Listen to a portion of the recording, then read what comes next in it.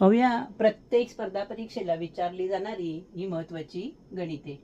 काय आहे गणित? 15 मजूर रोज 8 तास काम करून एक काम 18 दिवसात पूर्ण करतात. तेच काम 16 मजूर 9 तास काम करून किती दिवसात पूर्ण करतील? अत्यंत सोप्या पद्धतीने हे गणित सोडवलं जातं. आता बघा, पहिल्या ह्याच्यामध्ये दिलंय काय त्यांनी, 15 मजूर 8 तास आणि 18 दिवस. आपण ते लिहून घ्यायचं. 15 मजूर 8 तास आणि 18 दिवस. खाली काय लिहायचं? दुसरं दिलंय 16 मजूर 9 तास आणि दिवस माहित नाही म्हणून लिहायचे एक्स. बस, असं समीकरण तुम्हाला मांडता आलं, संपलं. एक्सची किंमत आपल्याला काढायची आहे म्हणून एक्स बाहेर लिहायचा.